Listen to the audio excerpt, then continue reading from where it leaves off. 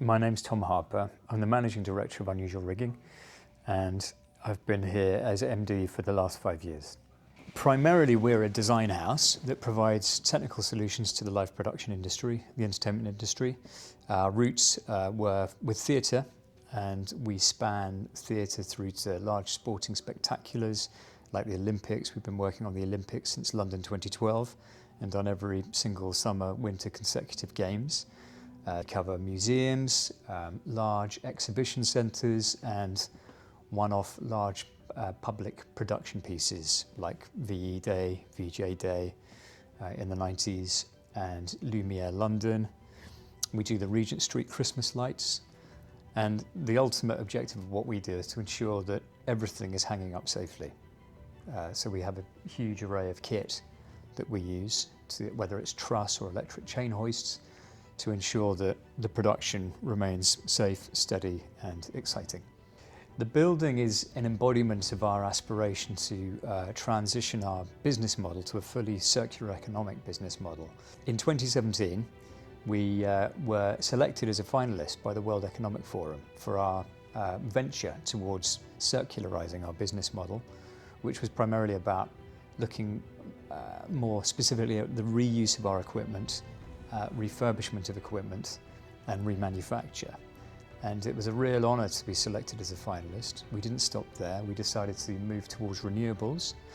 So this building ultimately is an embodiment of the principles of the circular economy that we've really worked to adhere to. In my former life, felt I needed some justification from a business point of view. I was always passionate about sustainability. I learnt about the circular economy with the Ellen MacArthur Foundation and Bradford University. It was the very first Masters in Business Administration in the world, so I joined a cohort of about 140 people back in 2014, did the MBA, and the value of doing it alongside the day job was that I could start trying to apply the theory into practice. And I was very blessed in many ways that as a family business, I could engage that theory in a practical way, culminating in this building. So it's a glulam structure, self-supporting, sits on steel bases onto the concrete base. The cladding was something we spent a long time investigating, researching, because we wanted something that was long-lasting. We've gone for a product called a coir, which is effectively a pickled softwood, but it's very robust, has a 50-year warranty on it, will weather down nicely. At the moment it's been here for about 18 months and still looking good, but silvering and weathering down. So this is the main atrium, the entrance to the building.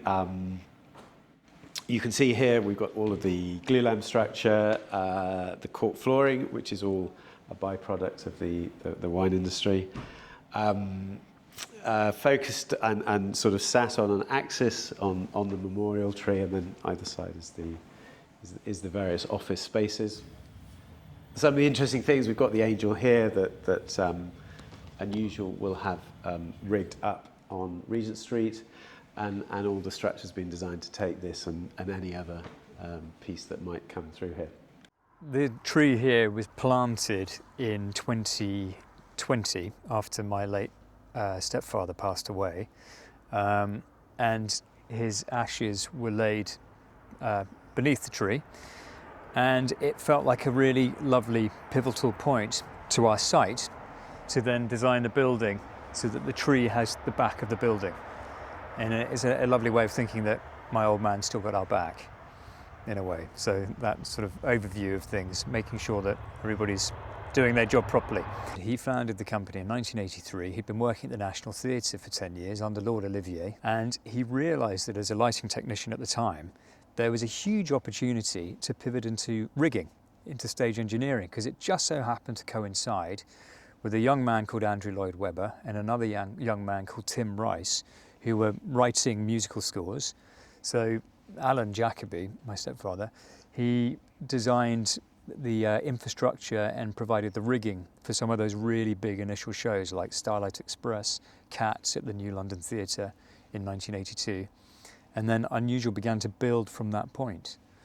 When I left university, I was at the University of London, wanted to be an actor, went to drama school, Studied with some great colleagues, and then straight away, a bit of a baptism of fire. I played Dennis Hopper's son in a version of Jason and the Argonauts in 1999 that aired in 2000, and then spent 13 really fun years working as an actor.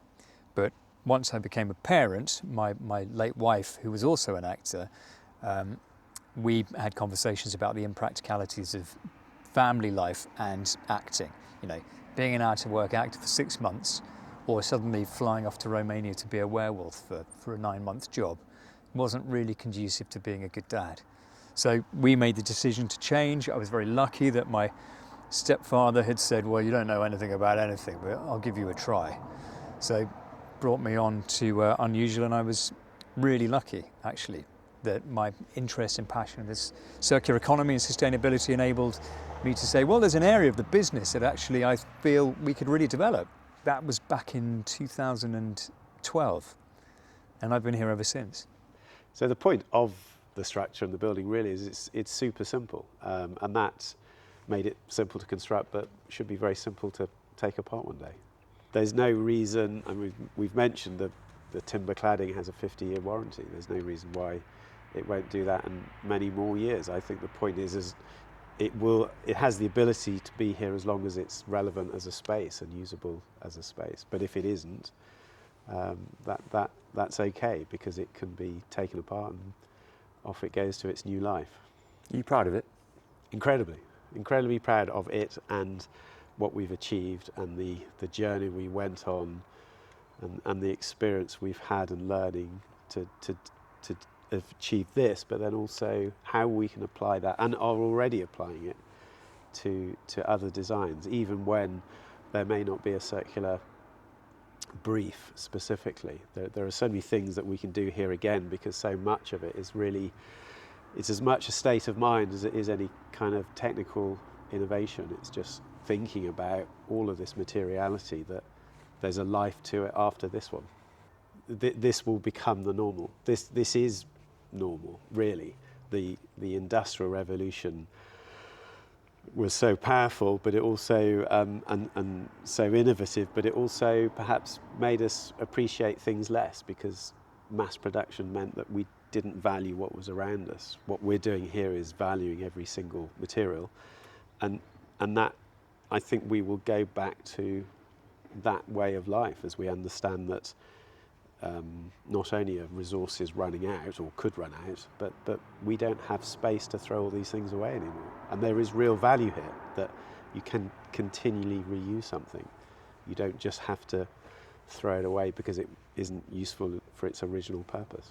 I think the thing that I'm most proud of is the fact that we really took a very precise approach to adhering to biogenic material use, the reused materials as well. We really tried to eliminate from our palette of materials, if you like, new virgin materials. So actually, the majority of the building is comprised of biogenic, cradle-to-cradle certified materials and reused materials that came from demolition sites. There's a lovely element as well outside, which is the cobbles that were taken from Northampton Market Square that I think were laid in the 1830s.